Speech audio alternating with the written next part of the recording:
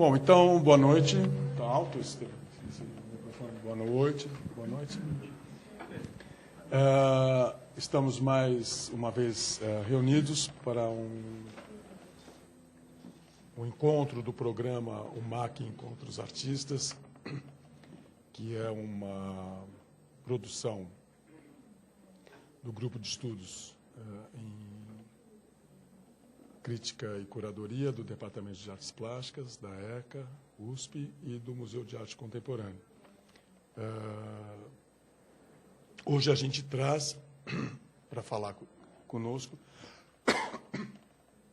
um artista que, nascido em Porto Alegre, no Rio Grande do Sul, vive em Santa Catarina, em Florianópolis, já faz muitos anos, que é o Fernando Lindotti, um artista que insiste em ficar em Florianópolis, mas que tem uma dimensão que, obviamente, transcende os limites da ilha e que eu acho que ajuda a tornar a cidade de Florianópolis mais conhecida como também um centro de produção artística contemporânea com significação no país.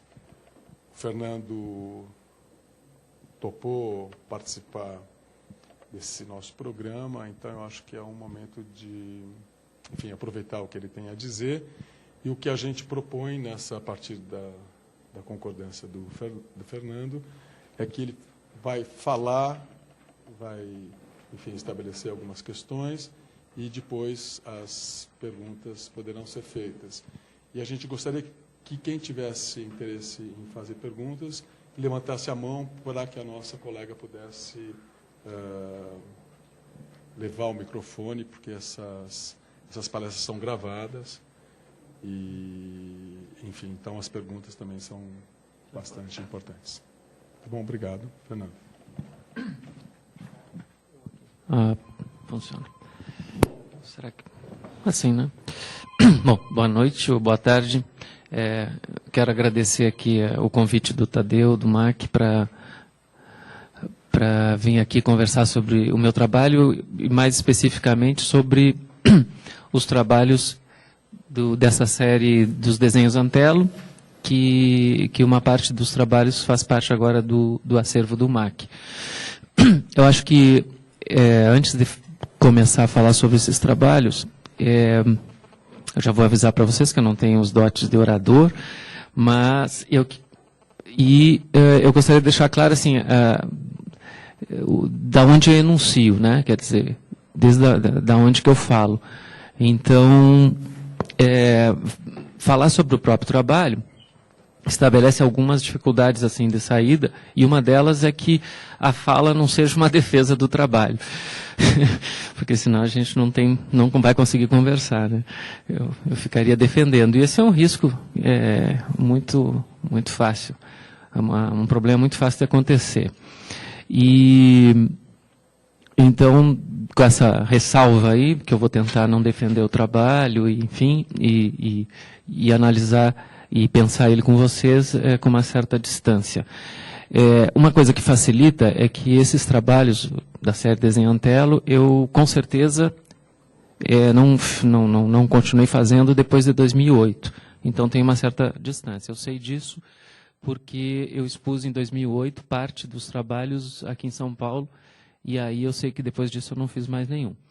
Quando os trabalhos começaram a ser feitos, eu tenho uma certa dúvida, mas acho que ali por volta de 2004, 2005, que eu comecei a pensar nesses trabalhos. Eu trouxe umas imagens que depois eu vou mostrar na medida da necessidade. Eu não gosto muito de mostrar imagem. Tenho dificuldade de coordenar a fala com mexer no mouse e tal, né? Mas tem uma questão, né, nessa série dos desenhos Antelo, que depois eu espero que fique claro até eu terminar de falar, que eu acho que nessa série eu enfrentei uma questão com autoridade, né? E assim, de saída, eu reconheço duas autoridades que eu enfrentei, né, nesse trabalho. Uma delas está encarnado mesmo na figura do Raul Antelo, que depois eu explico quem é, que é um crítico argentino, que mora em Florianópolis, E a outra autoridade é uma coisa mais vaga, mas que eu descobri que eu reconhecia isso com muita clareza, que é a pintura paulista. E daí eu achei muito oportuno mesmo poder ter a chance de ter esses trabalhos fazendo parte do Museu de Arte Contemporânea de São Paulo, porque, na verdade, era o lugar para eles, né? E vender trabalho é muito legal, e eu não sou muito experiente nisso, em venda de trabalho. Mas, curiosamente, essa série, alguns trabalhos foram vendidos antes da doação, e eu gostaria... Nesse caso, das poucas vezes que eu poderia dizer que eu gostaria de não ter vendido alguns que foram vendidos para que eles pudessem estar aqui, que são 2 desenhos que eu vou mostrar, que são os 2 desenhos iniciais dessa série, e que eu gostaria que fizessem parte daqui, mas eles não estavam mais comigo. Que eu vou mostrar para vocês aqui. Vou dar um salto aqui. A parte de imagens vocês não reparem, mas ela é um pouco... Vai ser um vai e vem aqui. Eu vou tentar localizar esses 2 primeiros. E começar a contar a história deles com outra característica, eu acho que tem no meu processo de trabalho até 2008, eu acho que eu posso dizer que o modo como os trabalhos começavam era da seguinte maneira. Deixa eu só localizar o primeiro aqui. Esse é o primeiro, é um deles. Isso aí é um papel sulfite A4. Né? Então, só mais uma questão, que é do meu processo, né? uma outra ressalva, que eu reconheço até 2008. Eu acho que de 2008 para cá o meu processo de trabalho mudou um pouco. Mas até aí, com certeza, as coisas iam acontecendo entre... Eu nunca comecei assim, um conceito... prévio, estudado, e depois eu vou desenvolver a ideia, o mesmo projeto. Também nunca comecei uma série pensando de uma maneira mais direta, só na forma, enfim, em alguma questão formal. Isso sempre foi uma coisa toda cruzada, que ora eu começava com uma ideia de material, ou o significado desse material, o que esse material poderia falar. Ora, era um conceito, mas as coisas iam se desenvolvendo meio que numa oscilação de importância até que o trabalho ficava pronto. E essa ressalva é para explicar como esse começou. E eu acho que ele dá conta de vários outros trabalhos que, se a gente tiver tempo, eu até posso mostrar, que foram séries anteriores que eu trouxe e que, de alguma maneira, se relacionam com esse, que é todo um trabalho que eu fiz mordendo materiais, como EVA, e um outro que eu fiz utilizando barbotina. Né? No caso dos desenhos Antelo, acontece o seguinte. Raul Antelo é um crítico argentino que mora há muito tempo em Florianópolis, e antes de ir para Florianópolis, ele passou aqui pela USP. Né?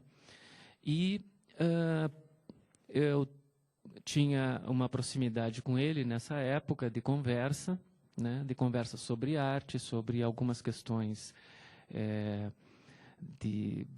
algumas discussões sobre modernismo, algumas coisas assim. É uma pessoa que eu tinha uma certa convivência, né, já nesse tempo, e nele eu reconhecia, no Raul, eu reconhecia um tipo de autoridade excêntrica, no sentido de, passando pela USP, e decidindo morar em Florianópolis e desenvolver uma crítica de literatura, uma crítica de arte e tal, em Florianópolis, ele, enfim, foi, aos poucos, construindo um lugar, né, um ponto de vista, a partir do qual ele questionava várias questões, várias posturas em relação à arte e cultura, e, inclusive, criando situações em função dessa formação dele aqui na USP. Então, o que aconteceu no início desses trabalhos foi o seguinte, um cruzamento. Eu vinha já trabalhando com uma ideia de uma escultura mínima na parede com barbotina. Barbotina é a mistura de argila com água. E eu tinha essa ideia de fazer esculturas mínimas, com uma superfície mínima na parede. Eu dou umas voltas assim, mas vocês aos poucos vão entendendo. Depois eu mostro imagens. E tentando desenvolver isso no ateliê, fazendo essas experiências na parede do ateliê, o trabalho começou a ganhar um certo fôlego. Um dia eu fui indo à missa, o padre Vânio, que era o pároco da igreja onde eu ia, no Sagrado Coração de Jesus, em Florianópolis, em Ingleses, ele na homilia, que ele era muito inspirado nas homilias, ele fala de uma passagem de São João, né, de João, que fala de um milagre de Jesus, que Jesus toca no doente que ele cura. Então é a única vez que Jesus toca, e é com esse milagre do barro. Ele cospe no chão, faz lodo e toca nos olhos do cego, e o cego vê. E eu estava tentando trabalhar com essa história da borbotina na parede, com água e argila, e quando eu fui nessa missa e escutei a homilia, e aí foi uma orientação boa para o meu trabalho. Aí eu decidi, então, tá certo. A minha barbotina vai ser com saliva, e comecei a desenvolver esse trabalho, que depois eu fui mostrar aqui no panorama de 2005 do MAN. Estou fazendo isso, e lá em casa tinham 3 folhas, 3 papéis sulfite, assinados pelo Raul, em branco, assinados pelo Raul. Ele foi viajar, tinha uma circunstância que ele precisava, talvez precisasse ter um documento assinado por ele, então eu tinha 3 a 4 assinados em branco. Ótimo, né? Dou toda a minha obra, todos os meus originais. Podia escrever o que eu quisesse ali, estava assinado. Enfim, um deles foi assinado para o documento, e eu fiquei com 2 folhas em branco, assinadas pelo Raul. Então, o que eu fiz? Conhecendo o Raul, e aquelas brincadeiras que a gente faz quando conhece a pessoa e comenta coisas, eu sabia da bronca dele, que é uma bronca pública, com qualquer tipo de arte regional e qualquer sintoma de regionalismo em algum trabalho de arte, né? E no caso de Florianópolis, em Santa Catarina, isso é bastante forte, essa pegada regionalista. E uma cara do regionalismo lá, como em outros lugares do Brasil, é o que a gente chama, o que chamam de arte naif, que também é um termo para lá de difícil de precisar o que seja, né? Mas, enfim, isso que era arte naif, era uma coisa que com certeza o Raul não curtia, por esse dado do que ela revela de regionalismo. E aí eu decidi pegar esses 2 papéis que eu tinha assinados pelo Raul e fazer 2 desenhos naif, a bico de pena. E fiz. Então eu fiz 2 paisagenzinhas.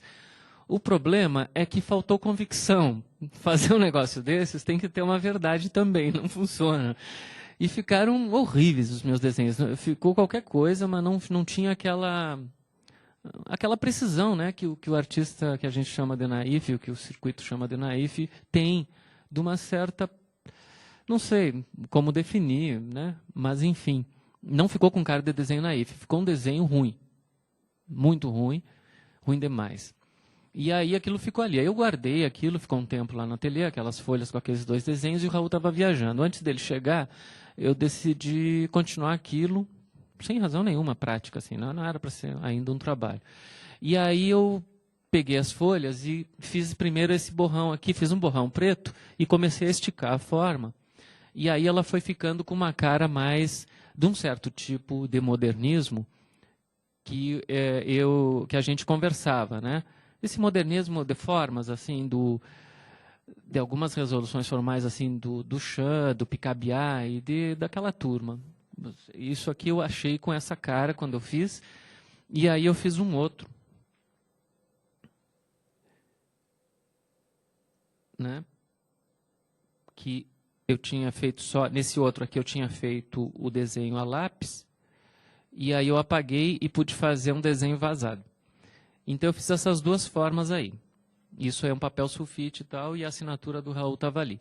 E aí foi como esse trabalho começou. Então, isso eu acho que dá conta de entender como é que o trabalho vai surgindo. Ele não tem ele não começa com a premissa assim, vai ser sobre isso, aqui eu vou descobrindo isso enquanto eu faço. Então, eu fiz essas 2 folhas, não mostrei para o Raul, afinal de contas, ele voltou de viagem, mas também não mostrei. Passou muito tempo e eu continuei desenvolvendo os trabalhos com argila e barbotina, que são esses aqui, ó. Esse aqui, por exemplo, é em papel, é uma modelagem em papel. Então, a minha ideia era fazer uma espécie de escultura baixinha no papel. E fazia outros em parede. Então, esse aqui já foi um desdobramento desse trabalho que eu fiz no Itaú, numa coletiva. Depois a gente pode olhar com mais calma, se vocês quiserem. Isso aí, essas imagens com essa cor meio sépia, assim, é a argila, é a barbotina, né? Esse aqui foi essa sala era preta, não pintei de preto. Era uma sala preta que tem lá em Florianópolis. A prefeitura não pinta de outra cor, ela continua preta durante... É só porque ninguém tem dinheiro para pintar ela de branco mais. Então ela continua negra. Aí eu fiz essa instalação com a barbotina em cima dessa parede preta, que eu acho que foi um desdobramento que na época eu achei que fazia sentido. Essa aqui é a participação no panorama do Felipe Chaimovic em 2005. Esse trabalho aqui, o título é A Passagem de João. Então eu estava fazendo isso aí, esse trabalho, se não tinha ainda essa questão do Raul nesse trabalho, misturada, não tinha nada disso. E aí eu fiz essas experiências na parede e tal, fiz algumas em papel, e no meio disso eu peguei alguns papéis desses que eu estava fazendo, essas formas em barbotina, e colei umas formas recortadas de EVA. Né? Depois eu mostro, que está mais no fim da apresentação aqui. E aí, peraí, vou correr um pouquinho, a gente chega lá. Que são os trabalhos que estão aqui no MAC. Que foram os primeiros que eu fiz. Depois daqueles dois lá, em papel sulfite, foram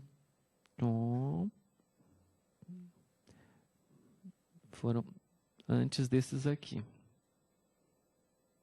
Que desses aqui tem um aqui. Esses aqui. Aí eu tinha essas formas em argila, em barbotina. E aí eu fiz essas formas recortadas de EVA, também pensando naquele repertório lá meio modernista, meio mecânico, meio... Essa mistura é uma obsessão lá do início do século ali, de relação do corpo com a máquina e tal. E eu fiz umas formas em EVA, que era o material que eu tinha utilizado muito até 2003, quando eu fazia trabalhos que eu mordia o EVA. Então eu tinha esse material estava sempre próximo. Aí eu fiz essas formas e decidi grudar no papel e em cima das formas de barro, né? E aí ficou isso.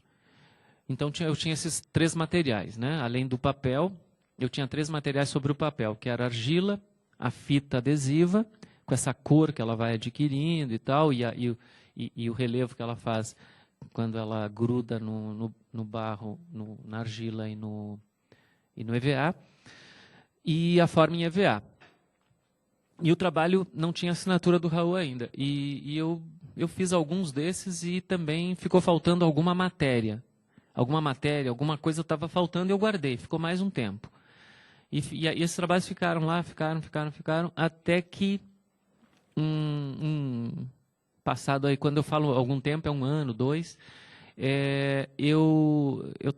um dia, por acaso, eu estava olhando esses trabalhos que não tinham ficado prontos, que faltava alguma coisa, e aí lembrei dos 2 desenhos em papel sulfite que tinha assinatura do Raul, coloquei eles meio perto, fiquei olhando, e aí eu pensei, eu acho que a matéria que falta para esse trabalho é a assinatura do Raul. Aí eu entendi o trabalho, o que eu tinha que fazer. E aí eu entendi, naquele momento, que o Raul era a matéria mesmo, né, que ia ser depositada, o nome dele, né, e o nome dele com o discurso dele, com que isso pode significar em vários sentidos. Desde o discurso dele, do que ele constrói, porque o Raul Antelo é um crítico que o texto que ele escreve, ele procura escrever como uma invenção, pelo menos eu leio assim. Ele pode discordar disso, com certeza. Mas eu entendo o texto dele como uma invenção sobre o trabalho que ele estaria analisando. Então, ele vai analisar o meu trabalho, por exemplo, porque por essa época ele escreveu um texto para o meu trabalho de mordidas e de barro na parede. E aí, para isso aí que ele escreveu, o que eu percebo no texto dele é que aí ele faz uma outra coisa, é uma invenção sobre, a partir daquilo. É um ponto que ele pega, que é, no caso, o meu trabalho, ou o trabalho de um escritor, ou o que seja, um assunto da cultura, e inventa algo como forma mesmo, né? Ele constrói um texto que pode ser barroco, espiralado e tal, e vai inventando. É um texto, vamos dizer, de análise crítica, e ao mesmo tempo de invenção, se colocando como outra coisa inventada, tanto quanto um trabalho. Então, isso tudo, quando eu pensei que a assinatura dele podia ser parte do trabalho, eu pensei que eu estaria incorporando, trazer isso e colocar aqui. A outra coisa é a postura dele excêntrica, a postura dele meio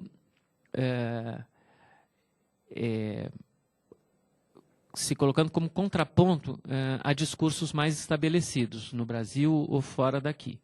Na Argentina ele faz isso e nos outros lugares. Ele tem vamos dizer, o discurso dele se propõe a ser uma outra leitura das coisas que, de uma certa maneira, conseguiria desestabilizar algumas verdades que vão se perpetuando sobre arte, sobre cultura, sobre o que for nesse campo aí. Pensei também que estaria incorporando isso para o trabalho. E a outra, que é a questão da autoridade, porque até o Raul, nesse momento, para mim, eu acho que ele foi um emblema de uma autoridade, no sentido da crítica de arte, dessa coisa toda. Ele foi um emblema disso, né? E ele não era apenas ele que eu reconhecia como autoridade, como crítica, mas ele foi a vítima. Então, a minha ideia foi meio que conseguir pegar um crítico que eu admiro, né? E colocar como parte do meu trabalho, como dominar a autoridade. Né? Tem essa relação com a autoridade, matar o pai, essas coisas complicadas. E eu acho que foi um pouco isso também. Bom, eu vou mostrar aqui uma outra coisa. Aí eu fiz uma série de desenhos assim, e eu peguei esses desenhos que eu tinha pronto e levei para o Raul para ele assinar. Né? Tipo assim, eu digo, Raul, eu queria conversar contigo e é que eu fiz uns desenhos, eu acho que parte do desenho é a tua assinatura. Tô indo, tudo bem? Ele disse, ele não entendeu direito, acho, sei lá, e me deixou ir lá, eu fui, ele assinou. É bom, né, quando a pessoa não espera. Que aí ele assinou, na boa, adorou. E ainda curtiu muito assim, mas aonde eu vou assinar? E ficou curtindo aonde colocar a assinatura. Porque naqueles dois, a assinatura estava colocada. Aqui ele foi inventando.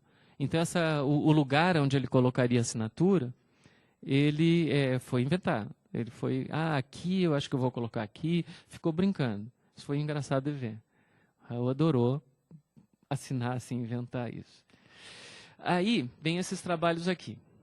Eu estava fazendo isso, eu fiz esses embarros, e aí eu comecei a fazer uns outros trabalhos com óleo sobre tela. Aí é que entra aquela outra autoridade, que é isso, olha, é uma coisa inventada por mim, isso não existe, né? É a pintura paulista. Aí vocês têm que entender que, nesse sentido de discurso excêntrico, então, desde o lugar da onde eu olho, né, da onde eu olho para a produção brasileira, eu inventei ou percebi, né, ou inventei de perceber uma pintura paulista, uma certa pintura paulista, que não é toda a pintura feita em São Paulo, é uma certa pintura paulista que, de uma certa maneira, é herdeira, sei lá, eu colocaria assim, que teria um antecedente Morandi, sei lá quem, e que eu posso ver também em Volpe, né? E daí para a cena mais atual, mais perto da gente, passando ali pelos anos 80. Uma certa pintura produzida a partir dos anos 80 também. E era uma pintura que, para mim, era um problema. E a autoridade no sentido de que tu reconhece uma qualidade e, ao mesmo tempo, o limite que esse pai, que essa autoridade coloca. Então, a gente só pode estabelecer esse tipo de relação mais tensa quando a gente primeiro reconhece a qualidade, né? Quando vê alguma coisa que, nossa, eu acredito nisso. Só que eu acredito nisso e aí acreditar nisso faz com que eu não consiga respirar direito. Isso aí fica sendo o que é e pronto. E aí me atrapalha e eu tenho que, né, crescer e tal e me livrar disso. Então é nesse sentido. Aí quando eu comecei a fazer esses trabalhos em óleo na tela, eu comecei a fazer, eu já tinha os desenhos Antelo, e eu não chegava a ter clareza que aquilo podia virar desenho Antelo, né? Porque eu estava pensando ainda, essa questão da autoridade estava muito flutuando ainda, né? E eu fui fazendo, e eu comecei a notar que eu estava tentando, nesses trabalhos, responder para alguns artistas, para uma certa produção, que não são esses trabalhos aí, são outros, onde a composição e o modo de colocar a tinta, trabalhar a pasta, meia pasta e essas coisas todas, funcionavam melhor. Eu fiz alguns, né? E depois, no caminho disso, eu comecei a fazer algumas composições que funcionavam menos, que eram mais instáveis, que eram mais desequilibradas. Enfim, e aí são essas. Eu peguei esses trabalhos em óleo e pedi para o Raul assinar também, né? Aí levei lá para ele uma série de pinturas preto e branco, ou trabalhos em preto e branco, desenhos, não sei bem o que é isso, e levei para ele assinar, e ele assinou. Aí eu peguei esses trabalhos assinados e pintei, depois dali um tempo, eu pintei por cima da assinatura dele. Pintei com óleo branco, né, por cima. Então, esses trabalhos em óleo, eles têm a assinatura do Raul escondida aí dentro. E aí eu pude ver agora, quando eles estavam expostos aqui no MAC, que aos poucos está acontecendo aquilo que não chegou a ser um jogo tão previsto. A gente nunca sabe se isso vai acontecer, né? Que é o pentimento. Aos poucos está voltando a mancha da assinatura dele. Então, algumas delas ali, a assinatura está voltando um pouquinho. Já está começando a aparecer o traço da assinatura dele, alguma coisa. Então, provavelmente, vai acontecer alguma coisa de pentimento nesses trabalhos aí. E eles serviram para fazer isso. Eu fiz um monte, não são só esses, mas aqueles trabalhos onde a composição respondia para esse cânone inventado aí por mim da pintura paulista, esses eu considerei que não fazem parte da série, e eu fui aproveitar aqueles que eu achava que a composição ficava mais instável e tal. Agora, assim, eu não sei se ficou claro, a gente pode conversar depois, o que é essa autoridade disso que eu chamo de pintura paulista, né? Mas tem alguns modelos formais, algum repertório aqui que eu acho que eu, pelo menos, reconheço em cima de algumas coisas assim, que é de uma certa pintura que tem essa fatura, não a minha, a fatura desses pintores, que é muito cuidada, que, enfim, tem esse jogo com o plano, né? Depois de Morandi, que é colocado assim e tal. Então, é em relação a isso que, vamos dizer, esse trabalho é reativo, né? E eu tento me relacionar. Um aspecto dos desenhos Antelo que eu não realizei, foi uma coisa que eu propus para ele aceitou. Hoje em dia eu não sei se ele aceitaria ainda, mas que seria um desdobramento disso, que seria uma transposição de uma aula dele, que ele faz lá na Universidade de Florianópolis, para um ambiente expositivo, né? Uma situação como essa aqui, e o trabalho seria essa transposição. Ele fazer a aula dele com as imagens que ele usa, que ele utiliza, nesse espaço expositivo, né? E isso eu não cheguei a fazer. E eu tive a oportunidade até de fazer isso numa exposição e eu esqueci que eu tinha pensado nisso e aconteceu. E passou. Eu não chamei o Raul e a situação passou. Mas, enfim, acho que os desenhos Antelo, eles têm mais ou menos essa... A gênese deles é mais ou menos essa aí, né? Aí eu não sei se eu passo as imagens um pouco mais devagar. É que eu acho... Eu tenho um certo pudor de ficar colocando imagem para as pessoas olharem, porque eu acho que é cansativo para os outros, né? Quando é a imagem de um outro artista, eu passo com a maior vontade e deixo bastante tempo. Quando é a minha, eu acho que eu estou abusando. Então, esses são esses trabalhos, esses aqui são os do MAC. Tá? Agora eu vou passar um pouquinho mais. Esses são óleo sobre tela. Esses aqui é a barbotina, com EVA, fita e grafite. A assinatura dele é com lápis grafite.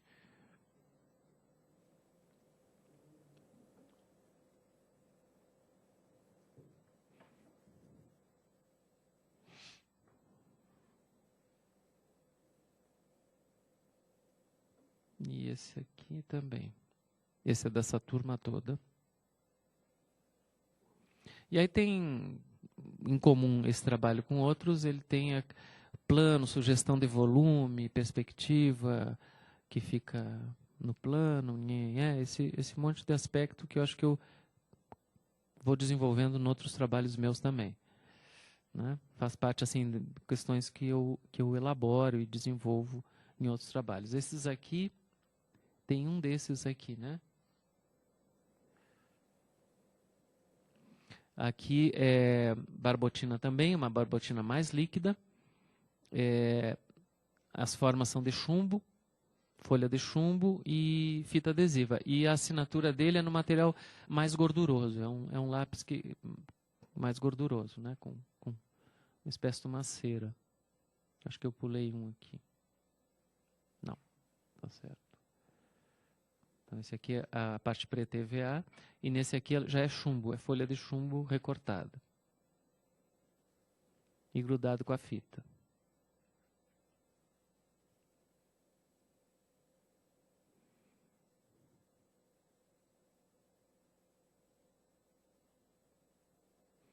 Nesse aqui tem, né, uns desenhos a lápis meus também, como esboço ali, como alguma coisa que escorre da forma de chumbo, que isso é recorrente também em outros trabalhos que eu faço.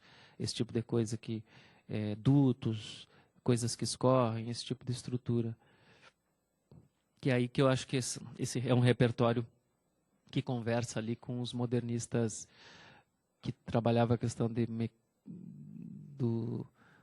dessa relação entre máquina e corpo, né? Essas coisas.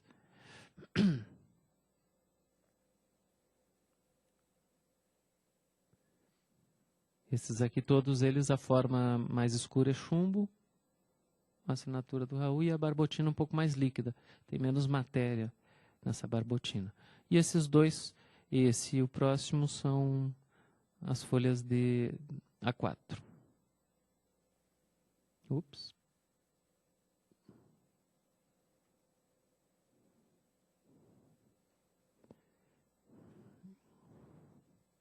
Aí depois esses trabalhos aqui são de... Eu só vou passar um pouquinho mais rápido aqui, eu quero chegar num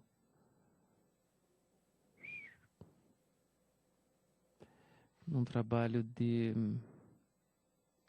Que esse aqui eu fiz no MAC lá de Curitiba, que é um prédio antigo, umas salas com pé direito grande, alto, e aqui foi a primeira experiência assim, em espaço maior, que eu fiz, né, com esses trabalhos em barbotina. De uma certa maneira, eles estão no início do desenho Antelo. Aqui eu trouxe para mostrar para vocês esses trabalhos que eu fazia com mordida, né, essa forma aqui é DVA, Esse trabalho é todo DVA. Placas DVA que eu fui modelando com a mordida, depois montei e depois modelei toda ela de novo com mordida. Que é o mesmo material daquelas formas pretas lá que estão nos desenhos Antelo. E aqui são trabalhos anteriores a isso, que também é EVA, mordidos, restos de EVA e tal, que eu acho que de uma certa... Aqui é lambida sobre a parede, que esses trabalhos, de uma certa maneira, eles acho que esse material está todo... Depois vai aparecer lá, porque ali tem a lambida, depois eu trabalho com a saliva, né? E é o mesmo material, esse recortado, que aqui eu recorto com os dentes e depois eu vou recortar mesmo com estilete e tesoura. Aqui também é EVA, mordido, enfim. Era isso. É isso que eu tinha pensado em contar para vocês, o procedimento de como é que esses trabalhos surgiram, né? E essa questão que eu reconheço aí, que eu não sei se ela... Porque eu acho que o ponto de vista de quem faz, né, você sabe mais do que eu, ele está longe de ser o que mais interessa para o trabalho. Então, isso é o que eu pensava enquanto fazia e depois o que eu pensei depois de fazer. Essa coisa com a autoridade eu só fui pensar depois. Que a gente não pensa assim, né, eu vou matar o pai. E depois... né, eu fui fazendo e depois eu fui me dando conta. E eu acho que, pelas coisas que eu fiz depois disso, eu fiz até 2008 esse trabalho. Eu acho que eu resolvi um pouco essa questão na pintura. Por exemplo, para mim, pelo menos, resolveu. Se o trabalho valeu a pena é outra coisa, mas eu consegui liberar minha pintura, o meu trabalho, em tela, né? Com tinta a óleo e com essas relações do plano, em relação ao plano, a representação, a apresentação do material, a aproximação dos planos, o tensionamento de planos, eu consegui, que eu tenho trabalhado de lá para cá, eu consegui desenvolver, eu acho, com mais objetividade depois de enfrentar isso, de dizer, tudo bem, existe essa pintura, mas ela não pode ser todo o campo da pintura possível. Porque eu notei que, nesse momento, eu notei que eu tinha isso lá dentro. Porque eu realmente gosto muito do trabalho de alguns artistas. E o fato de gostar demais de alguns artistas pode ser um belo impedimento para te conseguir fazer o teu, né? Então, por exemplo, Volpi, para mim, é um pintor muito bom. Que é um lugar comum, mas realmente eu gosto do trabalho dele. E alguns pintores que vieram depois dele, um pintor que é bem emblemático disso que eu chamo de pintura paulista para mim, é o Paulo Pasta, que é um pintor que eu acho muito bom, né? Que vem dessa coisa. Não é o único disso que eu chamo de pintura paulista, mas é um pintor que eu acho que tem uma pintura muito forte. E que eu, vamos dizer, funcionava muito como um impedimento para mim, inclusive, porque eu achava bacana demais. Eu continuo achando bacana, mas agora eu consigo pensar no meu trabalho sem a interferência disso, né? E eu precisei, eu acho, fazer esse trabalho para me dar conta disso, né? Se isso, eu espero que essa não seja a justificativa do trabalho para ele existir para as pessoas, porque isso é uma coisa um pouco meio autoajuda, sei lá. Resolver problema psicológico no trabalho. Mas isso estava em conta ali, né? Estava em conta, né? Eu acho que nem dá para perceber formalmente, mas eu fiz meio apanhado de várias coisas e misturei com o repertório de formas também lá dos outros que eu acho muito bacanas, que são os modernistas lá do primeiro modernismo, né? Dessa turma aí, Picabia e companhia. E aí eu acho que dessa vez eu consegui enfrentar essa turma toda. Tem um outro trabalho que eu não trouxe aqui, mas que é muito próximo dessa época também, que eu chamei de Espelho Feio. Tá? São alguns trabalhos, 10 trabalhos que eu chamei de Espelho Feio, que tem, eu acho que também essa mesma questão de enfrentamento da autoridade, assim. E depois disso, acho que eu pude me jogar mais para o que eu estou fazendo agora. Era isso. Esse que você está mostrando é anterior ou posterior à série Antelo? Esse é anterior, bem anterior. É anterior? Bem anterior. Esse é uma placa de EVA mordida, né? Bem anterior. Porque eu mordi... E é anterior também às pinturas da pintura paulista lá. Anterior. Você não tem nada que você fez posterior? Tenho um outro arquivo aqui. Ah, deixa eu ver. É? Né? Eu posso tentar encontrar. Tentar... É que eu tô esses trabalhos novos eu não trouxe, eu acho, muita coisa, mas tem no... eu acho que aqui eu encontro.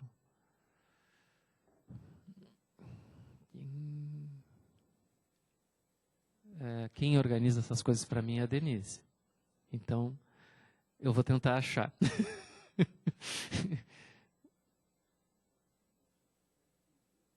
Eu não sei se eu chego a ter esses que eu estou fazendo agora. Quem sabe em versos?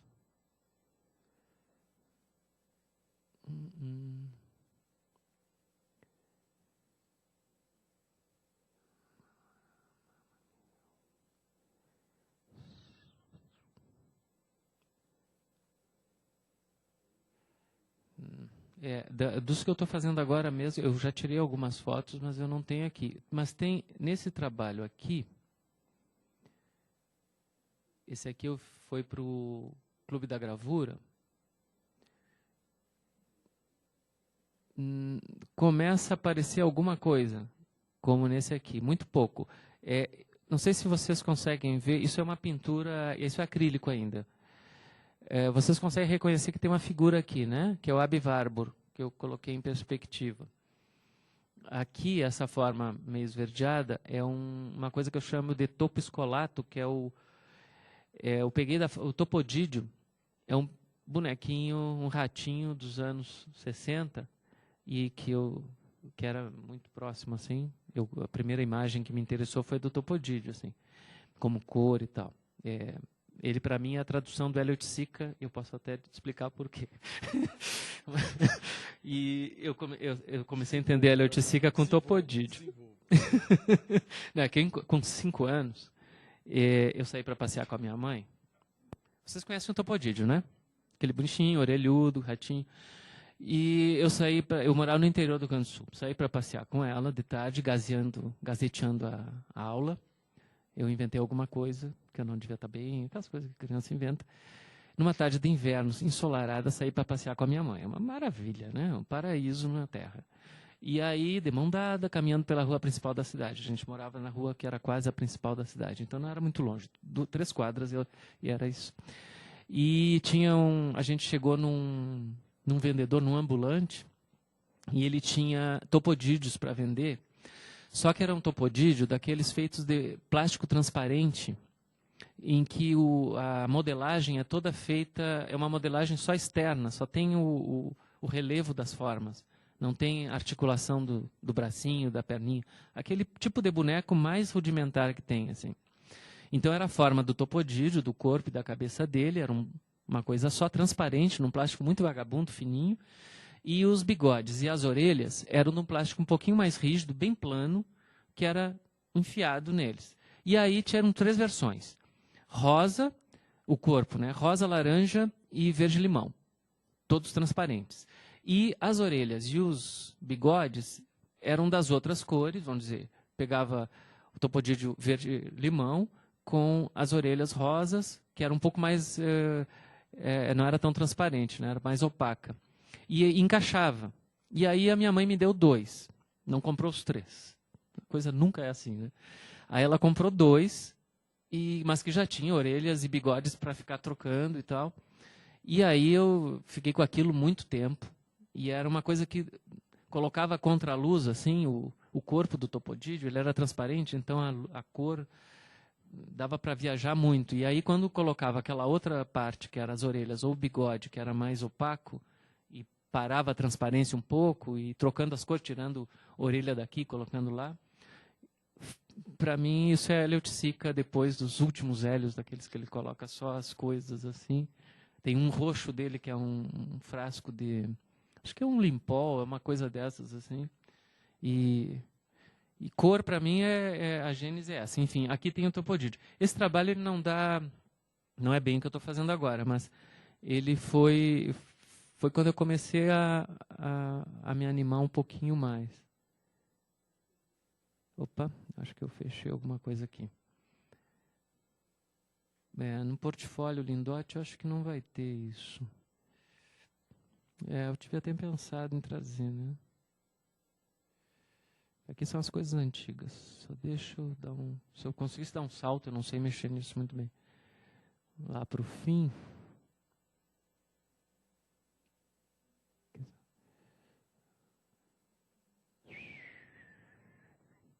Engraçado, né? Isso é tudo coisa mais antiga. Eu não vou torturar vocês com essa passagem assim. Eu acho que eu não tenho nada desses últimos, não.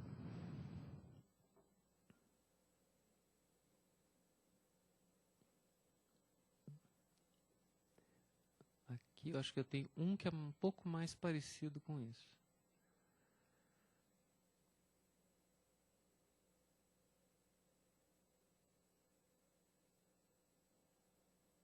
Ó, esse é dos primeiros que começa isso, mas ainda é acrílico.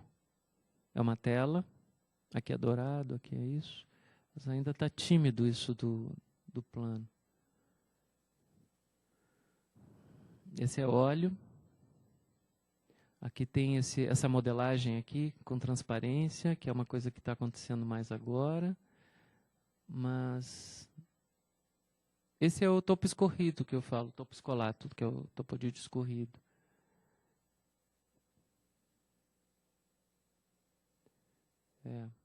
Não vou ter, Tadeu.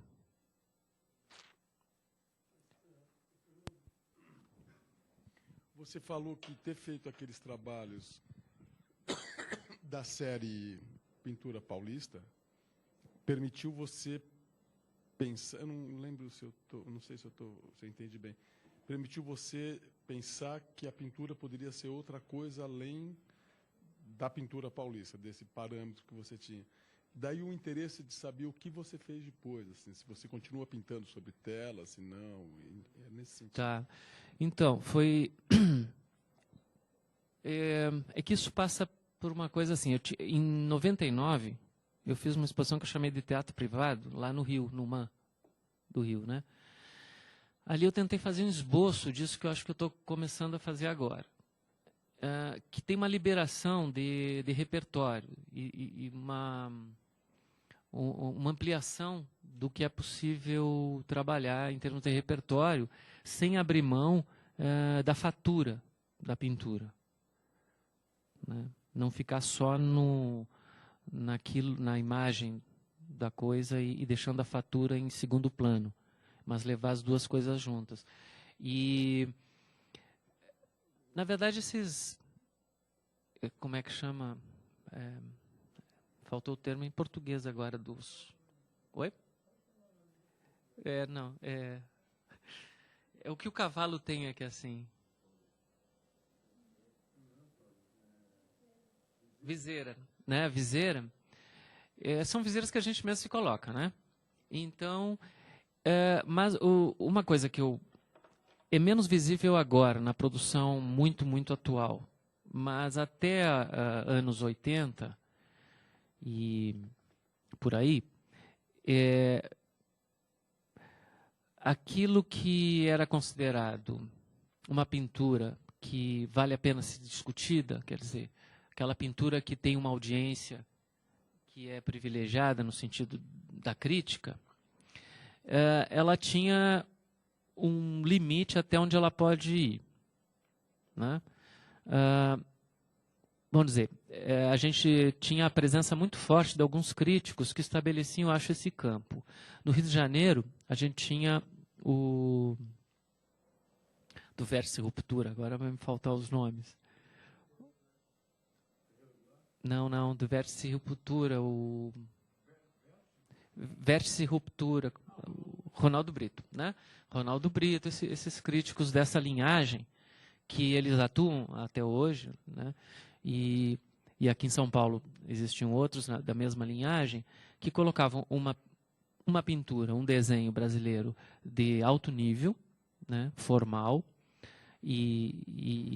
enfim, mas, ao mesmo tempo, colocavam ou deixavam, pela presença forte no circuito brasileiro, pouco espaço de outras coisas que pudessem surgir e ter a mesma audiência crítica.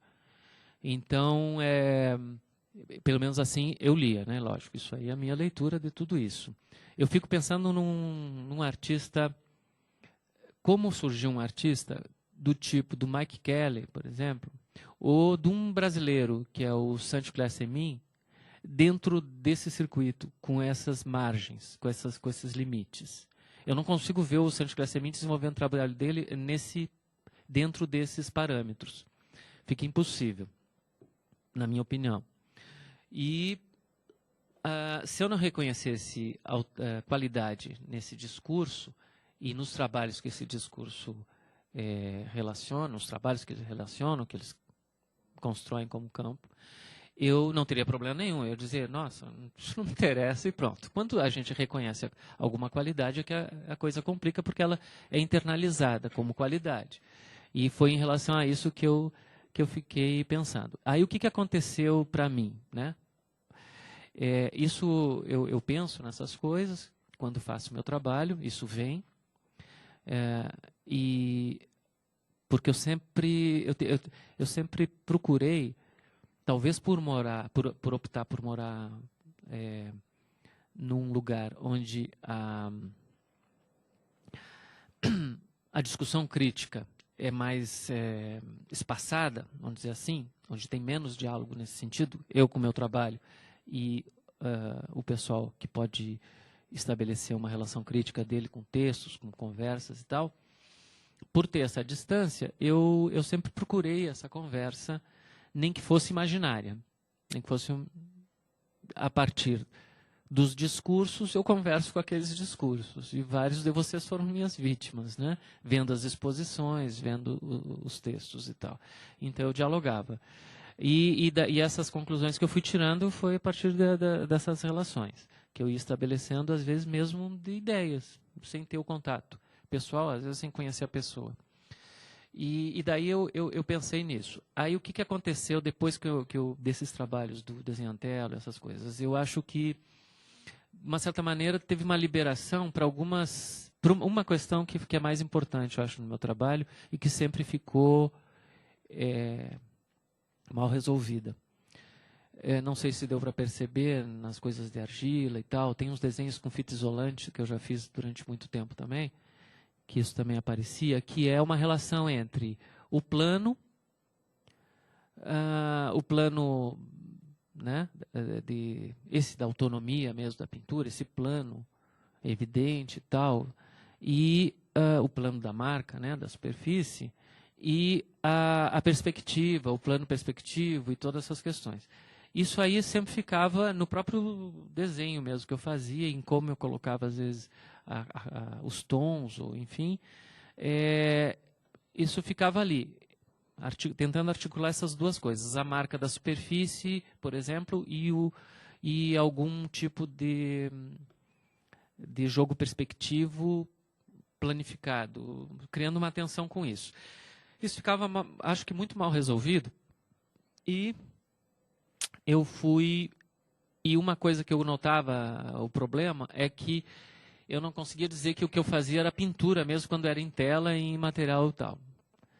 E porque eu tinha muito a crença da pintura, a velha, que agora é velha, a pintura da autonomia da pintura, da cor, do plano e tal, do automodernismo do Grimber, para simplificar. E eu tinha essa crença, né? É a crença. E aí e o meu trabalho, ele é da pintura que representa o volume. É volume representado. Tem o jogo do escorço. É escorço, né? Então, às vezes não é perspectiva, não tem ponto de fuga, não tem, mas é escorço, é volume, representado e tal. E eu achava que isso não tinha como, imagina, isso dentro de uma lógica dessas pinturas planas, isso fica um pouco um pecado. Só que não rola, o meu trabalho não rola se eu não encarar que ele joga com essa perspectiva, ou com escorço, né? Se não for perspectiva mesmo, porque não tem a organização dos pontos de fuga e tal, mas que é escorço. Então tem um volume sugerido, mas ao mesmo tempo uma apresentação evidente da marca e um jogo disso, uma criação e criar uma tensão e tal. E aí é que eu tenho pensado agora, mais para simplificar assim o que eu ando elocubrando, é uma cisão da superfície, mas não uma cisão por esgotamento ou por crise da representação ou por crise tal. Não, uma cisão por transbordamento. Então é uma colocação de vários planos, de vários modos também de colocar esse plano, que pode ser articular essa superfície chapada com o volume sugerido, com representação de elemento referencial ou com representação de elemento que a gente não reconhece, ou enfim, tenho articulado essas coisas todas juntas. Então, a liberação para pesquisar isso eu tive que internamente chutar esse balde. Foi muito dolorido porque parece bobagem, né? Não sei, ficar com esse tipo de questão assim falando, eu pareço um tolo, mas é que são crenças muito fortes do que é pintura, do que não é. Então, até eu me animar a fazer esses trabalhos, demorou um tempo. Aqui, o que eu tenho aqui são os primeiros esboços, e o que eu estou fazendo mesmo, eu acho que eu expus o primeiro deles numa coletiva que teve agora no início do ano, no Santander, lá em Porto Alegre, e que ali tem duas pinturas, uma é de 2008, ainda muito no início, isso, e a outra é do ano passado. Então, já está mais colocado isso que eu acabei de falar. E aí eu estou preparando, aí tem uns 3 anos, 4, que eu estou preparando os trabalhos, e aí eu já vou fazer o merchandise, convidar vocês todos para uma exposição em outubro, no Rio, no CCBB, que eu vou apresentar esses trabalhos. Os primeiros desses novos. Então eu tenho uma expectativa muito grande, ainda estou fazendo alguns, o de execução mais rápida eu estou fazendo, os outros eu estou finalizando, porque aí eu tenho que colocar as últimas veladuras e verniz, eu estou usando verniz. Aí eu estou... a necessidade me levou a pintar agora, para desenvolver essas coisas que eu queria, a óleo. É engraçado, né?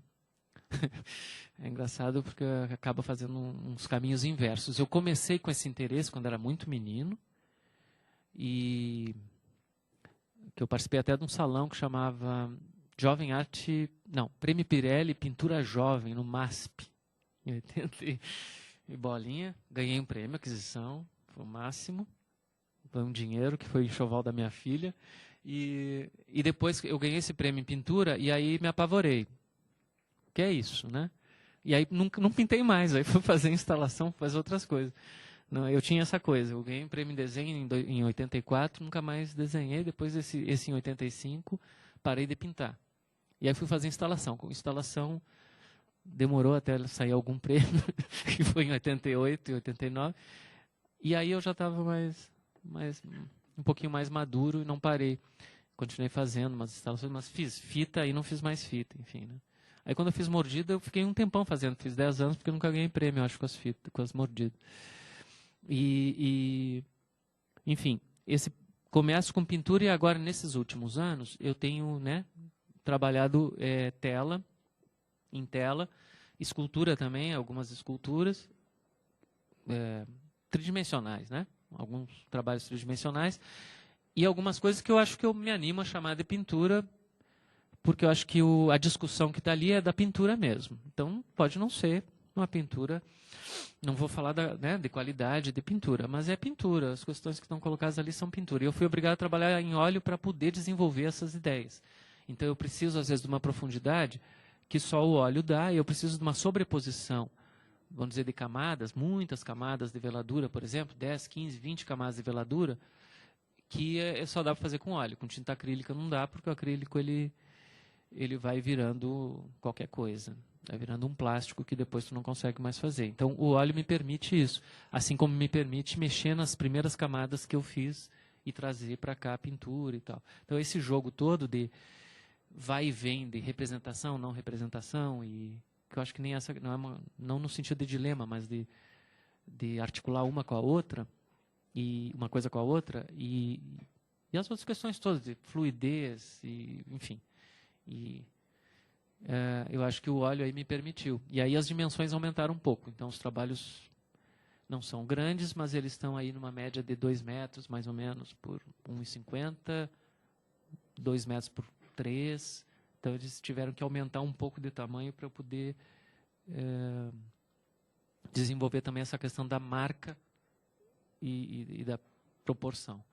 E aí tem pensado em várias coisas, porque a questão o fato de eu ter trabalhado com instalação durante quase todo o meu tempo de trabalho, se eu vou mostrar pintura, eu penso nela de um jeito muito específico, onde ela vai ficar, a altura e tal, né? Então eu não penso assim, eu faço e pode colocar onde quer. Então ela tem um ponto específico, essas que eu estou fazendo agora, né? Fernando, posso te perguntar um negócio?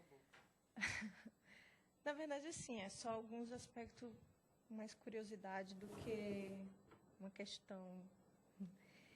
Porque eu não sei se eu estou entendendo muito bem, né? Mas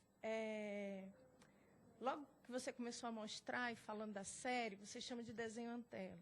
E aí uma primeira coisa que já me veio olhando, observando, né?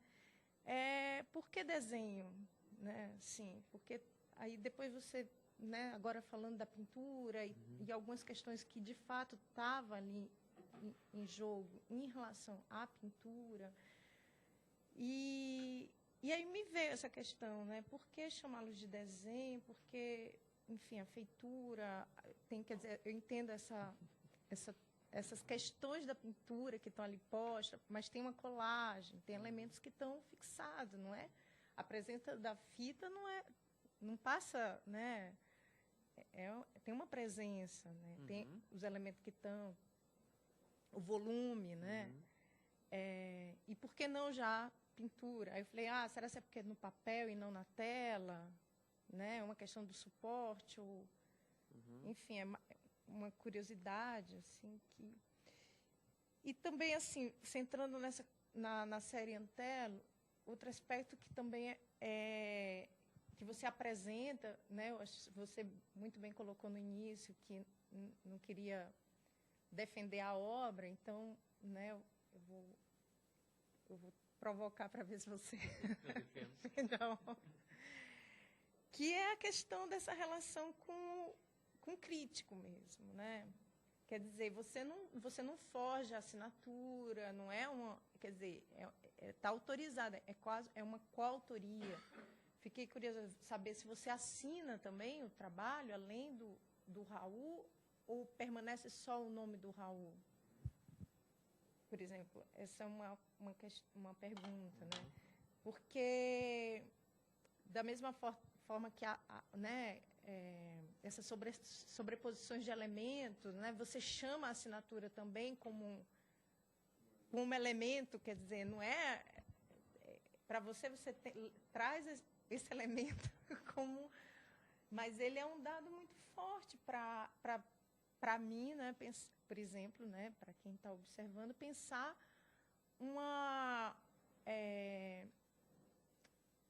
pensar todo esse seu dilema, essas suas questões com a pintura, também pensar também no plano da crítica, né, de questões para além, quer dizer, de um circuito, aí você pode ir para onde, né, quer dizer, mas é um dado muito presente, assim, que determina muito, que está em jogo aí na percepção do trabalho. Então, eu não sei, eu fico mais curiosa para... assim, eu não me dei muito por satisfeita de você só descrever, sabe? Por exemplo, eu acho que aí também eu não consegui categorizar muito bem dentro de entendê-lo como desenho, num sentido mais estrito, talvez. Eu acho que aí já extrapola. E aí eu lembrei agora, por exemplo, quando você mostrou aquela pintura mais recente, quer dizer, o Topodídio, o Warburg, quer dizer que, né, é uma super forte presença no cânone da história da arte, ou num determinado cânone da história da arte, da crítica, né, quer dizer, não são figuras tão descoladas, né, não é uma figura descolada desse universo da crítica ou do pensamento, né, da história da arte. Enfim, que também, enfim, aí eu vou deixar o resolver, senão eu vou ficar... Eu não quero, depois assim, eu vou te pedir talvez para retomar algumas coisas que eu não queria perder as coisas que tu falaste e eu vou acabar esquecendo. A primeira, que é do desenho, aí eu podia argumentar contigo na coisa da defesa, que o desenho numa questão expandida, que não sei o que, não é. Poderia ir por um caminho que seria mais fácil, mas não é não. Eu acho que aí, nesse caso, a chamada de desenhos Antelo foi um sentido, eu acho, sinceramente, estratégico, do desenho como esboço, como algo não terminado. Tanto que nas escolhas desses trabalhos que são em tela, esses preto e brancos que são a óleo em tela, teve a escolha daqueles que são também, vamos dizer, que a composição é mais instável, então, acho que teve uma escolha. O desenho entra... Não é desenho, lógico, estrito senso, assim, né? Quase tem dois desenhos que é, né? Nanquim sobre papel, tem os dois primeiros.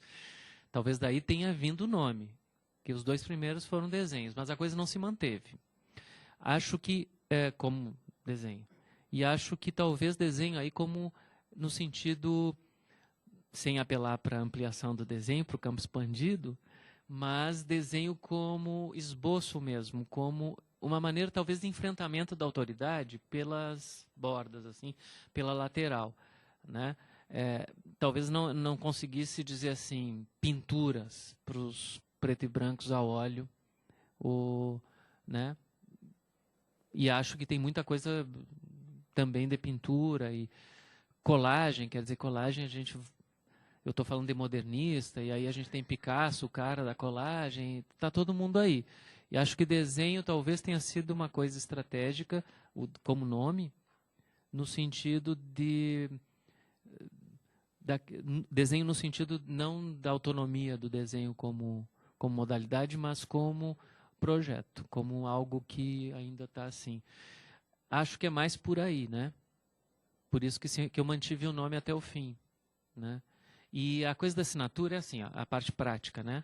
Eu nunca assino na frente, então, na frente na superfície mesmo, que a gente enxerga. Sempre assino atrás, para não interferir, né, na imagem. Então, esses trabalhos todos são assinados atrás, como eu sempre assino. Aí vem a questão que eu acho, que eu não sei se... Depois tu me lembra, vai me lembrando, tá? Para mim não fugir. Que é a relação que eu acho mais ambígua vamos dizer, quando eu coloco o nome do Raul, eu estou, de uma certa maneira, também incorporando o nome dele e a assinatura dele como se incorpora uma validação, né? Como uma grife, como uma qualidade que não é minha e que eu... né? Estrategicamente pego do Raul, quer dizer, colocando a assinatura dele no trabalho, eu trago para o trabalho um tipo de valor de discussão teórica que eu absolutamente não tenho, né? Mas vamos dizer, eu incorporo isso sim, e não é uma coisa ingênua, no sentido assim, eu não me dei conta que o Raul é um cara que pensa tanto e que tem uma inscrição muito precisa, né? Porque essa relação, essa posição excêntrica do Raul, ela não é uma posição isenta de estratégia de poder, não, né? Quer dizer, ele existe em vários circuitos da literatura, da crítica da arte, mas talvez não em todos, ou na maioria dos ambientes no Brasil, né? Mas ele existe em vários níveis, e inclusive no Brasil, né? Dentro da universidade e tal, né? Quando eu pego essas assinaturas, por exemplo, o Raul já tinha ganho a Bolsa Guggenheim para fazer a pesquisa sobre Duchamp e Maria, e a Maria Martins, né? Então, quer dizer, tem esse... Eu não posso negar que, quando eu coloco a assinatura dele, tem um endosso aí para o trabalho que vem... E eu estou usando isso também. O endosso que a crítica pode fazer, né? Claro, senão não cala a boca. Um dado que eu acho que, aproveitando que a Carol falou, enfim, pegando esse barco e abrindo outras questões, quer dizer, primeiro é interessante assim como você usa a assinatura de um indivíduo como um elemento puramente formal, né? Como se, ou pelo menos o seu discurso e o discurso visual, eles se juntam nessa história. Você fala assim, estava faltando alguma coisa, né? Ou seja, do ponto de vista formal, estava faltando, e eu descobri que é a assinatura do Raul Antelo. Então, isso faz com que o espectador perceba ali Raul Antelo como um elemento gráfico que cria um equilíbrio, vamos dizer, com as outras formas que estão escritas ali, blá, blá, blá, blá. Só que, ao mesmo tempo, não é qualquer elemento gráfico, é a assinatura de um indivíduo que é um crítico de arte, que tem um poder institucional, nesse sentido que você estava falando. Isso, eu acho que demonstra assim,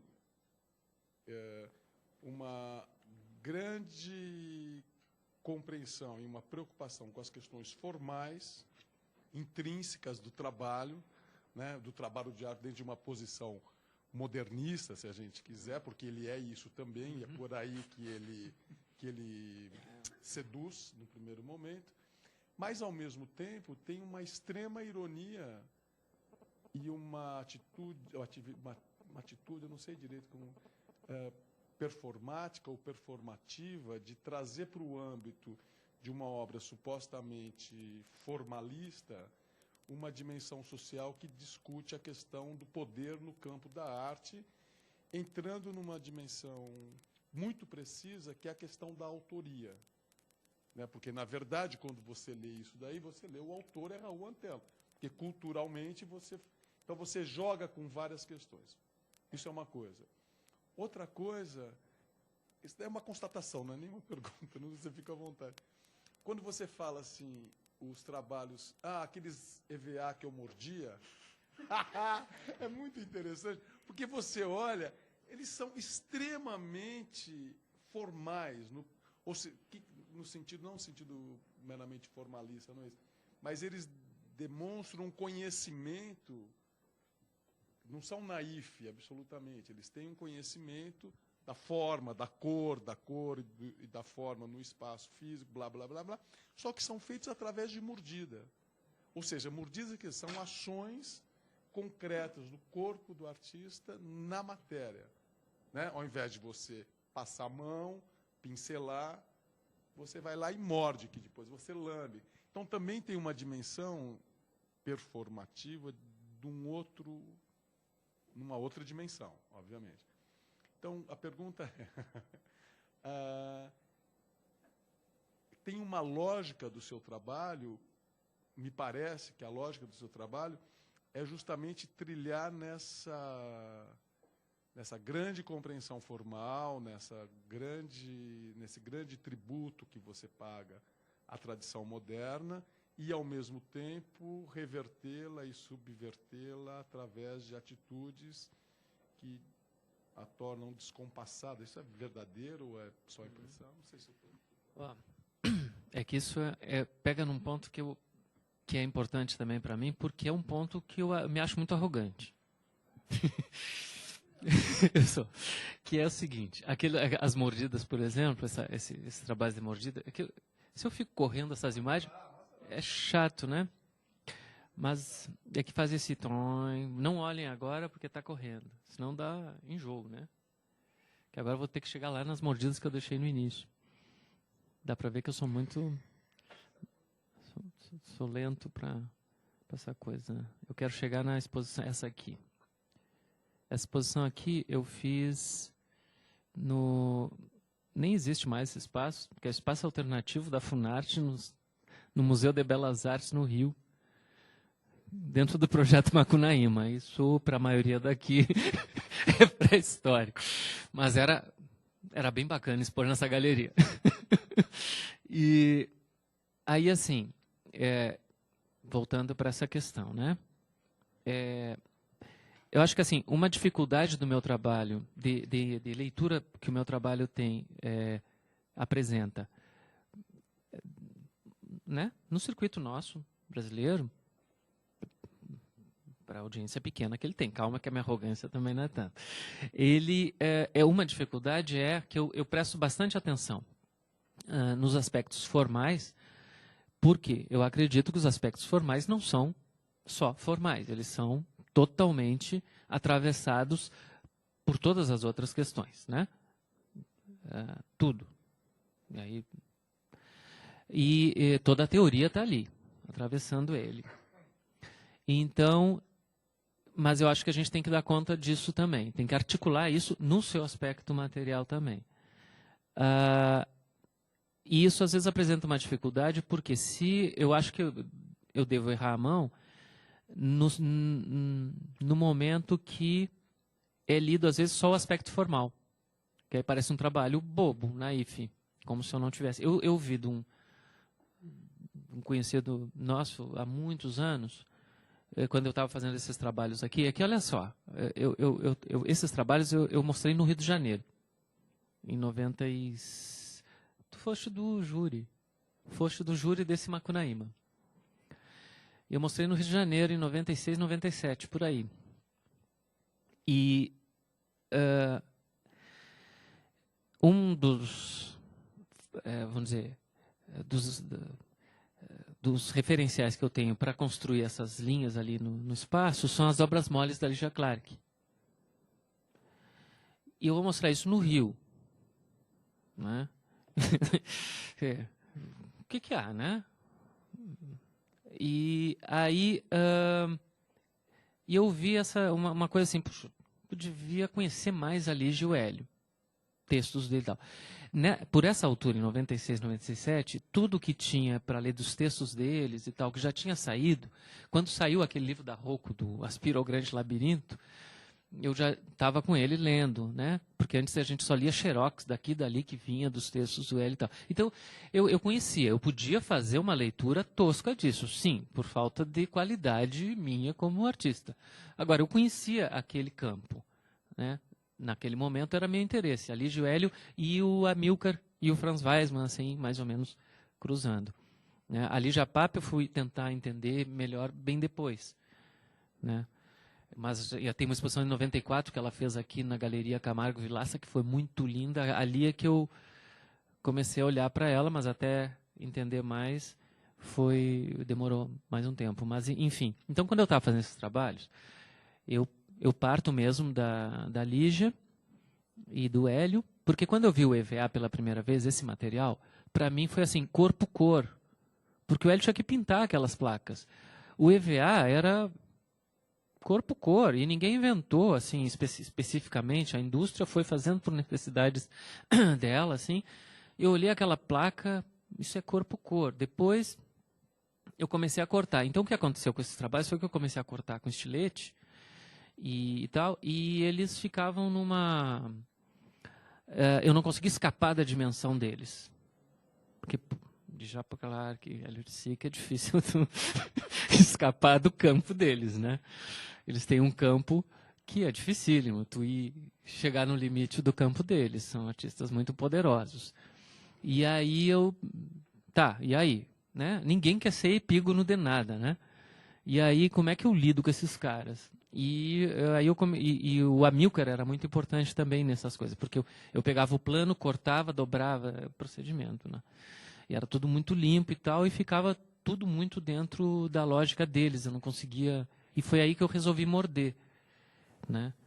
E a mordida, a decisão de morder, teve um aspecto que eu acho ingênuo no momento, porque eu pensei, sinceramente, que quando eu fosse morder, eu ia conseguir imprimir uma marca pessoal na mordida, com a mordida.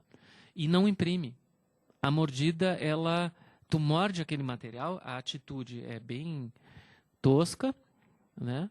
Mas o resultado é completamente anônimo. Aquela mordida podia ser feita por qualquer animal roedor, qualquer outra pessoa pode fazer a mesma mordida. Tu não consegue estabelecer a marca. E isso me interessou. Essa ineficiência da mordida no sentido de marcar a subjetividade naquele material que não é só no material, mas é naquele campo formal. Um campo formal super estabelecido, desenvolvido, e eu pensei, mordendo, eu vou conseguir marcar com a minha subjetividade um campo como esse, um campo conceitual, um campo formal, tudo isso junto. E o que eu consegui perceber é que eu não conseguia marcar. E aí isso começou a me interessar, que a minha marca era mínima, então o resultado mesmo de subjetividade naqueles trabalhos era mínimo. E quanto mais eu me esforçava, eu ficava, para morder essas coisas, era muito tempo.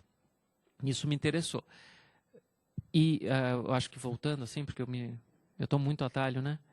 Mas, assim, eu acho que eu tento, sim, sempre, de alguma maneira, não acreditar também, não aceitar a versão dos artistas e da tradição que me formam, né? Então, no caso da Lígia e do Hélio, uma coisa que não passa para mim, não consigo, nem como espectador e nem como herdeiro, porque a gente é herdeiro de todo mundo, é lidar muito bem com a participação. Então eu comecei a fazer trabalhos propositadamente, onde a marca que os trabalhos têm, o corpo que está presente naquele trabalho é o meu, e presente pela ausência de material. Quer dizer, eu mordia, tirava material. Então ele estava presente lá pela ausência da ação do meu corpo, mas era só o meu corpo. E o trabalho ficava para contemplação. Então o trabalho dava um salto para trás bem grande, era só para olhar. Era só para enxergar, dar volta, como se faz numa escultura tradicional. Não tinha nada de pegar, mexer, lamber, fazer essas coisas. Quem lambia era eu, quem mordia era eu. Então, nesse sentido, é um trabalho que reage se existisse uma linha de progresso, onde a participação estaria mais avante, mais na frente, ele estaria voltando para um momento de um tipo de contemplação. Acho que o tipo de contemplação que ele também provoca não é também a contemplação já tão assim, tão tranquila, né? tão estabelecida e anêmica, mas é uma contemplação. Então, e isso foi pensado. O que me incomodou um pouco quando eu expunha esses trabalhos nos anos 90 é que isso era proposital, eu estava fazendo isso. Não é falta de entendimento que eles chegaram na participação do espectador. Não, era dizendo, legal, eles fizeram, mas isso não me interessa. E eu quero pegar o modelo formal deles, voltar para cá, para outro lado, mas sem estetizar. Eu queria usar o modelo formal, mas não estetizado, porque eu acho que a Lígia e o Hélio, eles também geraram muitos herdeiros que estetizam a experiência deles. Estetizam. O negócio fica para lá de domesticado.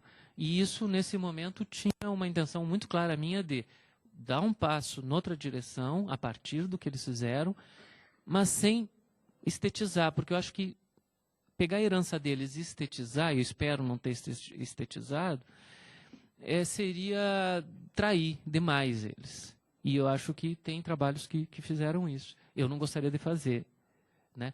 Porque essa relação de eu só consigo brigar com a gente só consegue brigar com quem a gente admira, né? Então, Hélio é um dos meus heróis de adolescência, né? Quando eu comecei a gostar do Hélio de Sica, eu ficava pensando assim, nossa, nunca ninguém vai ouvir falar dele. Vocês têm uma ideia do... Mas tinha uma época que assim, nossa, ele só é conhecido dos próprios artistas. Ele nunca vai ser reconhecido, ele vai sumir, nunca ninguém mais vai ouvir falar. Eu nunca ia pensar naquele momento que ele ia ser né, a marca que ele é hoje, né? Nunca, não, eu não tinha essa ideia. Eu acho que muita gente não tinha essa ideia e eu acho que ele poderia não ter virado essa marca, não pela qualidade do trabalho dele, que eu acho que realmente é impressionante. O que mais me interessa no Hélio é o que ele pensou sobre o que é possível fazer, né? É o que mais me chama a atenção. Não sei se eu é isso. Eu falo demais, né? Quando começa.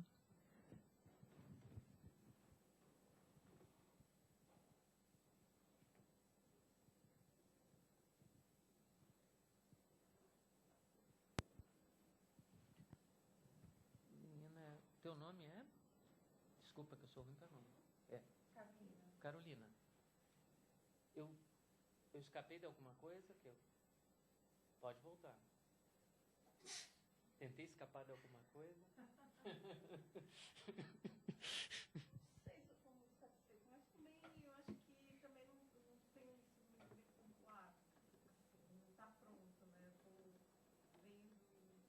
Então, não sei, eu acho que ainda seria, né? Fico ainda ansiosa para saber mais. Eu acho que, né? Complementando o que eu estava dizendo, porque como você entrou bastante nas séries, né? Falando desses desenhos mais pontuais, ficou ainda muito curioso. Não, entendi, claro. Não, entendi. Pegando essa coisa do museu, eu esqueci de falar do museu, só te interrompendo, que eu esqueci de falar isso. Eu acho que o lugar ideal para os desenhos Antelo é o MAC, no sentido, MAC USP, né? No sentido exatamente do próprio Raul mesmo, dele ter passado por aqui, dele ter essa relação tensa com o pensamento, né, de um certo momento da USP, e de eu ter pensado na pintura paulista enquanto fazia. Então, eu achei muito bom para o trabalho, para o meu trabalho, né, poder ficar exatamente nesse acervo, dentro desse acervo, para se testar, né? Para ele ser testado, inclusive para talvez ele ser demonstrado que ele não funciona, mas é o lugar melhor para ele ser testado, é participar desse acervo. Eu achei assim, para mim foi maravilhoso poder ter o trabalho aí, não só pela validação que claro que isso traz, porque sempre traz nesse tipo de espaço institucional, mas pelo tipo de situação ambígua que eu espero que ele possa criar, que o trabalho possa criar, com um acervo modernista, com formação de um repertório do que é arte modernista e o que a arte modernista pode apontar para a arte contemporânea a partir da produção de São Paulo. Porque São Paulo, acho que é o lugar no Brasil que tem uma capacidade que eu acho muito interessante, que é, aqui tem o circuito regional de São Paulo, como qualquer estado tem, né? O seu circuito regional, e ao mesmo tempo acaba sendo o circuito nacional. São Paulo. Então, São Paulo tem 2 circuitos que ficam funcionando assim, e isso acho que é uma coisa muito rica, que a gente quase não tem nenhuma, porque a gente não tem um circuito nacional articulado no Brasil.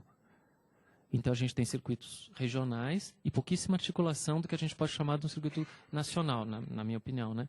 E São Paulo acaba respondendo por um circuito nacional, na maior parte do tempo. E aí, aqui tem esses 2. E eu acho, e a formação, então, do que é... a formação, assim, o que São Paulo pode dizer do que é ou não é arte tem umas ambiguidades muito ricas, porque pode determinar muita coisa importante para o Brasil inteiro, né? Então, isso eu acho... E o Museu de Arte Contemporânea de São Paulo é um espaço onde isso pode ser muito trabalhado, porque, né? Então, até em cima disso, então, é por isso que você elege como pintura paulistana, né? Paulista, né? Paulista? É. Sabe? Então, assim, eu parti dessa coisa do nome, né? Da assinatura, mas me parece que, assim, toda a sua fala e observando os trabalhos, é claro, parece que eles são muito críticos também, né? Eu acho que eu não sei se eu concordo, Tadeu usou a palavra irônico em algum aspecto, né? Mas eu não sei se eu vejo desse mesmo jeito, como ironia, mas eu acho que como de alguma forma tem uma crítica, se não crítica contra, né? Ou, né? Mas também não vou saber, né, falar muito bem, mas isso mesmo, parece que quando você elege, é uma forma paulistana, aí te escutando falar agora eu estou compreendendo que talvez não seja, porque você uma hora falou assim, vocês estão vendo essa forma? Eu não vejo propriamente na forma, entendeu? E é isso que está me incomodando, porque parece que tem um lapso, quer dizer, não está na forma, mas também está no discurso, mas eu entendo agora que na forma ela reage a certo discurso, entendeu? Parece que tem um jogo aí. Não sei, Que São Paulo, o circuito daqui, por exemplo, para o meu trabalho, eu acho que é o lugar onde eu já mais expus na vida e mais participei de coisas. Muito mais do que o lugar que eu moro. Muito mais. Então, que aí vocês vão ver que eu exponho pouco. Mas é o lugar, provavelmente, que eu mais exponho. Então, então essas coisas são muito... que tem uma leitura que eu acho que é minha e pode ser muito, muito subjetiva e particular. Que é uma genealogia que eu vou inventar, que por exemplo, eu falei de Morandi antes, e tem Volpe, e depois tem toda uma geração, daqui, da geração do Paulo Pasta, Sérgio Sister, por aí vai, Paulo Monteiro, Célio Valdo, tem uma série de artistas, né, que de alguma maneira eu coloco numa...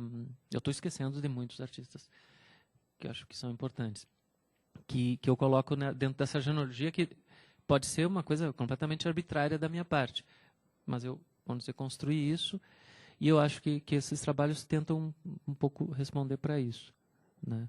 Não digo que consiga, porque aí seria a defesa deles, mas é o que motivou, né? É o que motivou parte dele, e não foi uma motivação prévia. É isso que eu acho que é como acontece no meu trabalho. Não é que eu pensei isso.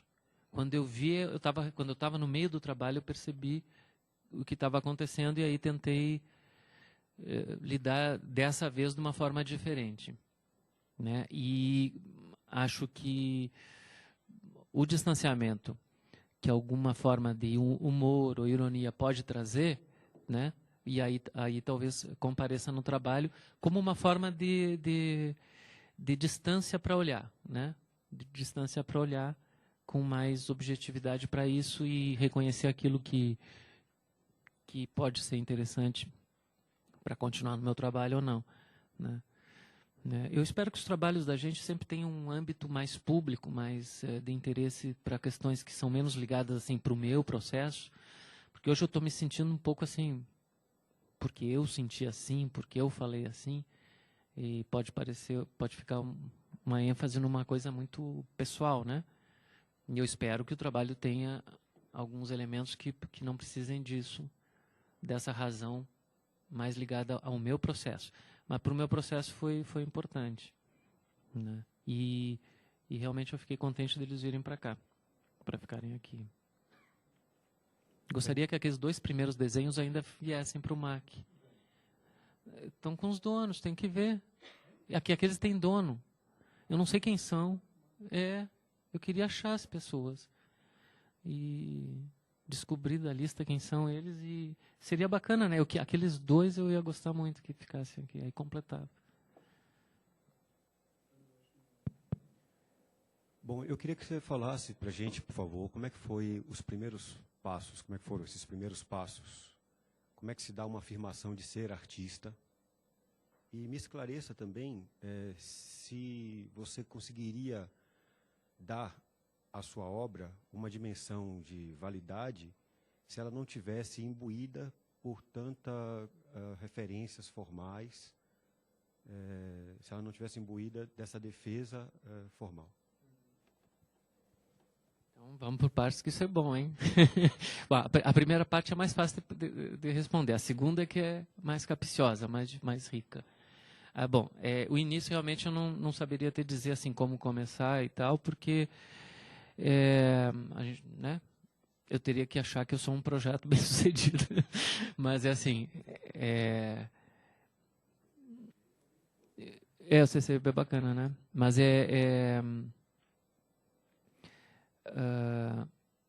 eu acho que o que move a gente quando a gente começa é o interesse pela área, pelo campo, né? A gente gosta daquele campo. Então eu frequento o museu desde criança e não por iniciativa dos meus pais. Minha família não frequentava isso, não. Aí eu morava perto do museu, eu ficava lá dentro e tal, então é um campo que sempre me interessou muito. E eu acho que isso é que pode fazer uma diferença no sentido da gente permanecer fazendo. Porque eu devo ter ficado uns mais de 20 anos trabalhando muito mesmo, com dupla jornada, porque fazendo um trabalho para sobreviver e o meu trabalho. E esses trabalhos para sobreviver, muitas vezes fora da área da arte, das artes visuais. E sem vender, por exemplo, 20 anos sem vender um trabalho, né? E sim, às vezes, expor durante 3, 4 anos em lugar nenhum, né? Do circuito. Quer dizer, ou lugar nenhum. Então, o meu interesse foi sempre realmente naquilo que eu estava fazendo, né? Eu acho que isso é o mais importante, é realmente gostar daquilo. E gostar desse campo, né? Assim, ter um interesse por ele. Agora, se o trabalho teria se ele sobreviveria sem as referências, não sei se é assim que eu entendi, mas sem esse corpo, né, de referências e tal, e eu acho que isso é tanto formal quanto vou chamar de conceitual, mas entendam conceitual como a teoria que está imbuída, o campo social que está incluído aí de relações, né, de conhecer aquela pessoa que pode ler o trabalho e todo esse campo aí, né? Eu penso bastante nisso. E o que eu tenho, nos últimos anos, eu tenho pensado mais, principalmente desses últimos anos mesmo para cá, eu estou procurando, eu vou voltar um pouquinho depois para os trabalhos, esses tipo, como os desenhos Antelo, né, esses trabalhos até 2008. Mas eu tenho pensado cada vez mais em achar estruturas que sejam menos circunstanciais e que, de uma maneira, sustentem o trabalho. Quando eu digo circunstanciais, eu estou dizendo assim, o meu trabalho, quase todo ele, e são 30 e poucos anos, tem muito que eu podia chamar, assim, para abreviar o assunto, de meta-arte, né? Então, relações de referências sobre referências, através da formalização e através, às vezes, mesmo de uma explicitação dessas referências, seja no repertório visual, seja mesmo numa referência direta, assim, dizendo, aquilo lá. E isso me incomoda muito. Esse peso do trabalho, nisso que eu vou chamar agora de meta-arte.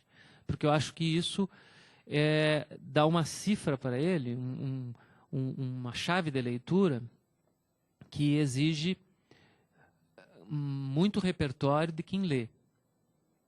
E, pior do que isso não chega a ser um grande problema também, o maior pelo menos, cria um tipo de autocondescendência, porque quando tu usa muita referência, existe uma facilidade muito grande de tu ficar condescendente, quer dizer, tu dizer, não, mas aqui tem isso, eu estou articulando isso e estou articulando aquilo, e no campo do discurso e da justificativa, isso bacana, isso funciona, né? E isso eu acho muito perigoso, e isso eu acho presente na arte dos nossos dias, em muitos, muitos trabalhos, e no meu, e eu tento me desvencilhar um pouco dessa muleta, que eu não digo que sejam as referências ou que seja a tradição que eu tento rearticular, mas que é justificar o trabalho ou ver a força dele nisso, né? Então, o que eu estou tentando fazer é avançar mais naquilo que eu acho que é mais estrutural no trabalho, né? Porque o trabalho de arte não... Aí é outra... A gente é sempre muito arrogante fazendo o trabalho e dizendo que é um trabalho de arte. Mas, assim, entendam, a arte como esse campo que a gente está operando, né?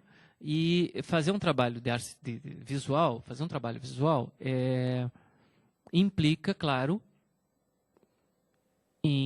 eu só posso fazer porque eu estou dentro de uma tradição. Então, tudo que eu for fazer vem da tradição. Então, qualquer elemento formal, qualquer procedimento que eu use, qualquer teoria que cruze o trabalho, ela é da tradição e ela é que constitui meu trabalho. Não tem como fugir disso, porque isso é da estrutura do trabalho mesmo. Mas isso não é o que garante o trabalho, não deve ser o que garante o trabalho. Eu tenho que fazer alguma coisa com isso que avance em algum sinal, em algum sentido, e que seja o trabalho. Quer dizer, esse passo, articulando tudo isso, mas um passo num lugar que eu ainda não pisei, eu pelo menos não pisei. E é isso que eu estou buscando, com muito afinco nos últimos anos, e eu acho que o desenho Antelo foi muito importante para mim, no sentido de também me dar conta assim, de o quanto de meta-arte ele é, e aí e todas as referências, então, assim, se eu não me livro das referências, então eu vou usar muito. Eu tenho uma conhecida minha, que eu convivia mais nos anos 90, e ela chegou para mim um dia, quando eu estava fazendo as mordidas, e era tudo colorido, e eu sempre falava que aquilo era pintura no campo expandido, aquele papo, né? Aí um dia ela se irritou comigo, de tanto ouvir isso, do discurso, nos anos 90 colava mais, era mais bonitinho. Aí ela chegou para mim um dia e disse assim, por que tu não para de ser um pintor recalcado e vai de uma vez e encara toda a pintura ocidental? Ela foi muito sacana. Eu nunca esqueci disso. Eu falei esses dias para ela. Eu voltei a conversar com ela. Não que eu tenha ficado sem conversar por conta disso. Mas eu encontrei, e aí conversei e lembrei disso. Olha, isso ainda não... isso ficou lá. Né? E aí eu assim, tem essa tradição e a gente tem que, eu acho, responder mesmo para isso. Tem o Richard Wollen, não sei se pronuncia assim o sobrenome dele, o Richard Wollen fala que ele nota em todos esses grandes artistas que ele analisa, que ele analisou, um coeficiente de se achar assim com um poder sobre-humano. E eu acho que a gente precisa, de um certo jeito, sentir isso um pouco enquanto trabalha, para poder lidar com algo como toda a pintura ocidental. E vamos lá, toda a pintura ocidental. Vamos lá, vamos encarar isso. E eu acho que eu estou procurando isso no sentido de conseguir chegar eu acredito, em aspectos mais estruturais, mais difíceis de lidar, mas que, vamos dizer, não funcionem tanto por camadas do discurso mais puro. E vamos dizer, que esse discurso esteja lá dentro mesmo da própria matéria e da formalização que eu dou. E é ambicioso pra caramba isso, né? Mas é o que eu estou buscando. E eu tenho agora, eu estou com 52, eu tenho aí uns 30 anos, pelo menos, para tentar chegar em alguma coisa nesse sentido, né? Preciso estudar muito, estou estudando sempre muito, né? Estou estudando pra caramba, um monte de autor que eu não conheço, e aí eu vou ter que fazer umas viagens de estudo assim que eu conseguir, enfim, mas tem tempo ainda para fazer alguma coisa, né? Mas eu quero fazer. Não sei se respondi também, né? Acho que...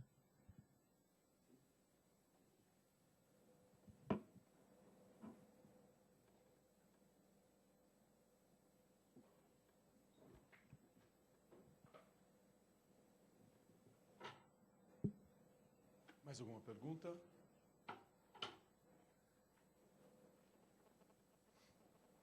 Então, como são mais de 8, eu queria agradecer a presença do Fernando. Acho que foi um belo depoimento aí. Essa última resposta que você deu para o jovem foi muito significativa. Eu queria agradecer. E agradecer a vocês e dizer que na último encontro desse semestre, na próxima terça-feira, nós teremos a Rosângela Renault, que vem do Rio para falar aqui no MAC Encontros Artistas. Eu não sei se você tem mais alguma coisa a dizer, Fernando. Eu quero agradecer o convite, agradecer a presença de vocês, a paciência de ficar aqui até às 8. Muito obrigado mesmo. Muito obrigado.